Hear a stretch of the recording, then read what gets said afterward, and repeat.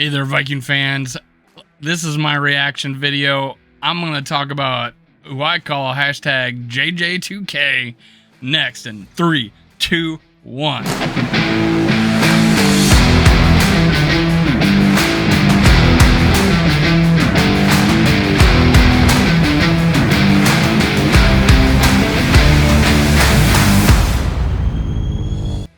Gather around, Skull brothers and sisters. This is Skull World, brought to you by Minnesota Sports Talk. I'm your host, Dave. You can follow me on Twitter, TikTok, and Facebook at Skull World.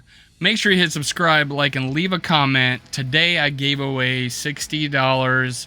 I'm going to post a video of me drawing the name, so you'll have a week till game day next week to get your prize.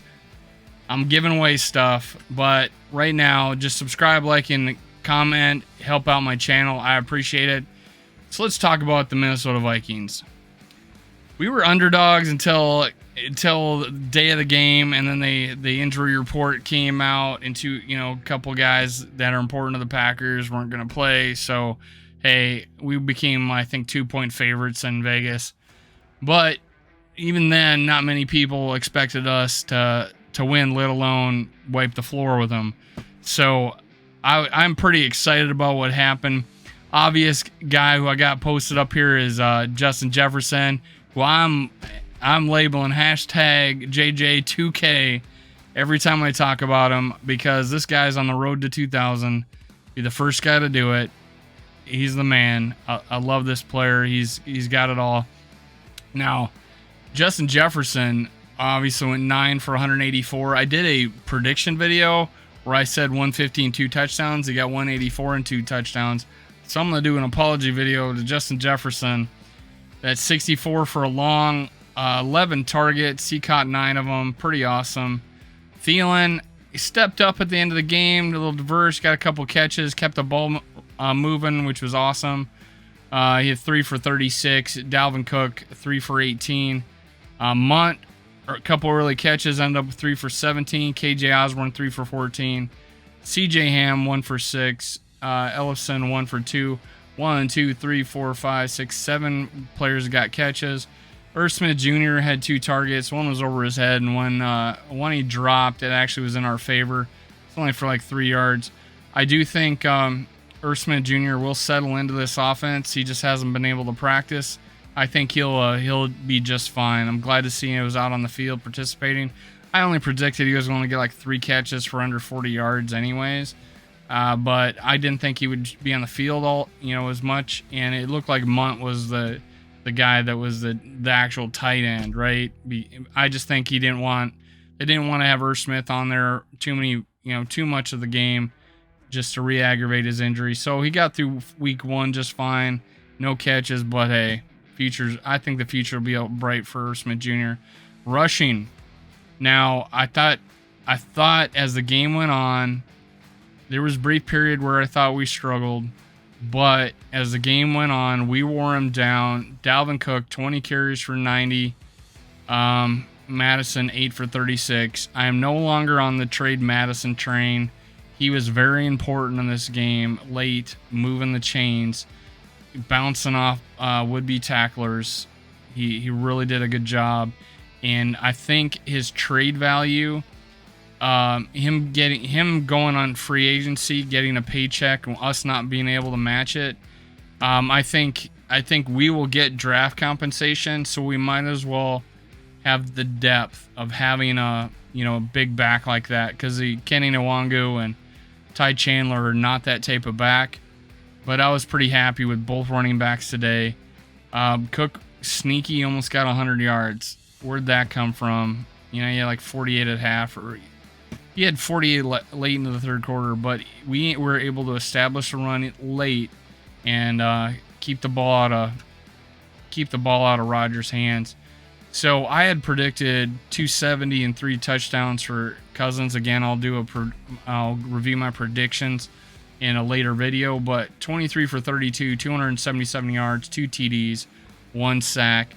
And I love the way he stepped up and was able to avoid sacks. There was one a little shaky that he was throwing to Cook, but he was a lot of traffic, and it didn't get intercepted, not even close.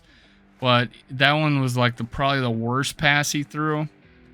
It was late in the game, but or like third quarter.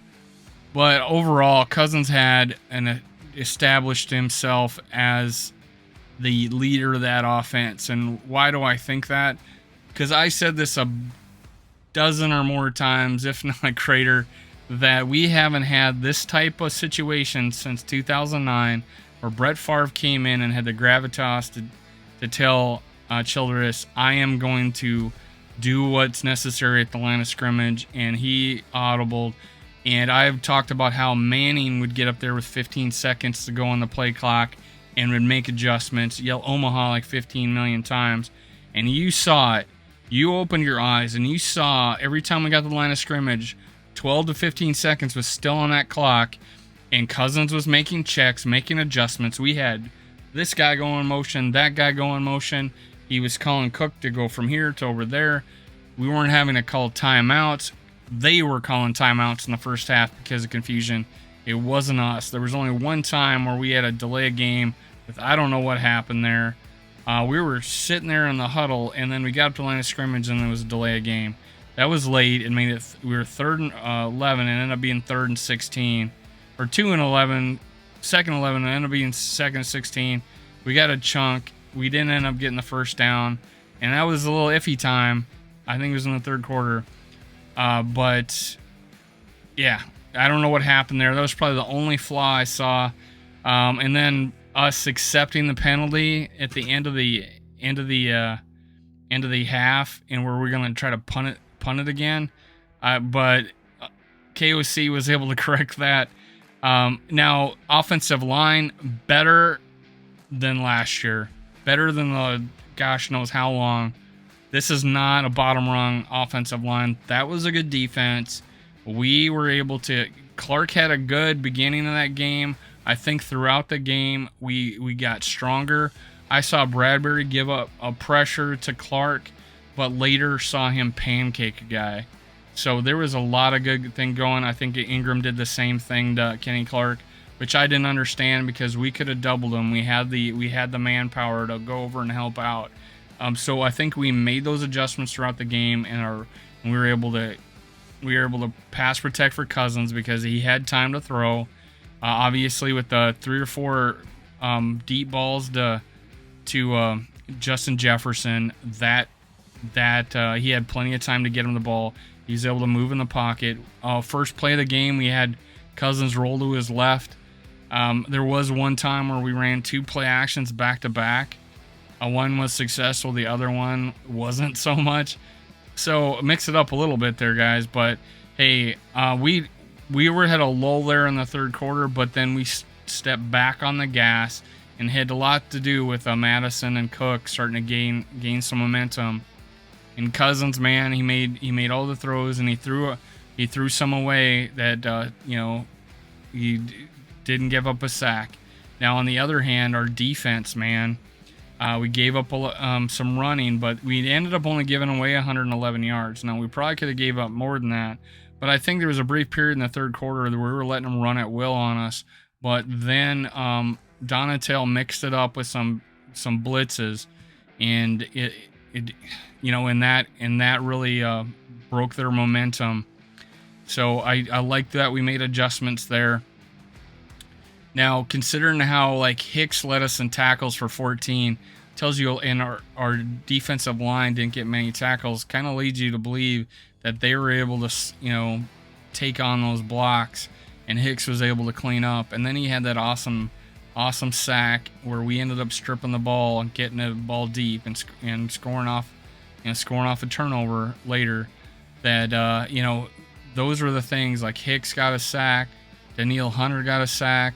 Zadarius Smith had 2 tackles, 1 for a sack, 1 for a loss, and that one was the one that kept Dillon from going in the end zone in the first touchdown of the game, or the first time they tried to go for 4th and 1 at the 1. So that was awesome. He made 2 big splash plays. He's had another pressure. Yeah, man, it was good to see Zadarius Smith in there. But in DJ Wanham got a sack where we were flushed Rodgers out of the pocket, and he didn't bother throwing it away. I think Rodgers looked confused a lot in that game. We made him look confused. Don't put too much credit on the Summit League with Watson. He dropped that ball. I think Peterson will learn from that mistake. I think the announcer said he slipped on the play, but that should have been a touchdown. That helped out a lot that he did not get that. But nobody jumped out except for Dylan and their running game. But I think we made corrections, and they weren't able to move the ball as well into the fourth quarter like they were in the third. So, but hey, there was one thing I've said, that we have such a defense where we have moving pieces and people playing everywhere. Danielle Hunter's sack came off of him with a 4-point stance coming off of the edge. That's what I want to see. Creativity like that. That was awesome. Love to see it. It's Darius Smith coming up the middle over the center. I think his sack came over a guard. He's finding his spots. Donatel's putting them in the right places. We had so many different defensive fronts in that game, I couldn't even keep track. But I think they're going to make their corrections, learn from each week. They cannot give up the run like they did moving forward. But hey, that was Packers' game plan, was to run the ball, and they only got 111 yards. And honestly, for a while there, Rodgers had like 80 yards passing late in the game, and then they started throwing a few chunks out there, a few screen passes, swing passes to tight end out, 5-yard outs, but he threw the ball a lot to his running backs there at the end to get a few chunk yards, but late in the game that didn't matter. But another couple of things, we had Rieger did not muff a punt, and he had a 1 return for 7 yards. Greg the Leg, I predicted on a live show that he would have a 55-yarder. He had a 56-yarder. He made all 3 kicks. No doubt whatsoever. I was worried that we got a new punter, we'd have a difficult time with the holder. It was not the case. He was accurate on all 3 kicks, and the holder, who is the punter, had 5 punts for 232 yards, 3 inside the 20, which is a good percentage, 56 long. He looked good, 46 point something average. I was glad to see it, but we punted too many times. I don't want to punt. Let's score some points. Now I give a lot of credit to KOC, man. KOC going for it on 4th down, having a play where Justin Jefferson was wide open and walked in for a touchdown. Getting Justin Jefferson open. They did not know what they were doing, and I know it's because we got to the line of scrimmage with 15 seconds to go, and we can make adjustments. We would keep their defenders on the field. We had at one point we had 74%, 11 personnel. That's 1 running back, 1 tight end. When we were on average 42 last year, one of the lowest, if not the lowest in the league. This year we were 75% late in the game. Now I think it might have went down because we ran a couple of I formations trying to run out the clock. But hey, that was a game plan. It worked to perfection. We brought over the Rams. Notice the Rams got their ass beat at home, and then we won at home. We brought 2 offensive coaches over from the Rams that are now on our team, and I did a video on that. I'm not lying. That is we may have taken them. I'm not saying they were the mastermind, but they were the guys that developed the strategy for the week, picked the plays. This is our strategy. They bring it and he'd sign off on it. But it was his playbook. But these are the guys implementing the playbook, installing it for the week for Stafford. Stafford went one TD and 3 interceptions and played pretty bad. Kirk Cousins, 23 for 32, 277, 2 TDs, no picks. Might have had a third if Justin Jefferson could have tapped his toe. Man, it's looking good for the Vikings. Bring on the Eagles next week. Let's do it. I want to hear your comments below. Let me hear what you think. Who was awesome where we could work, what could we work on in the future, where we need to improve. I can name a couple things, but I'll save that for later videos. This was awesome. Go Vikings, Skull Vikings. Let's do it. Bring on the Eagles. Come on, let's go. That's it. This is Dave, Minnesota Sports Talk. See you next time. Cue the music.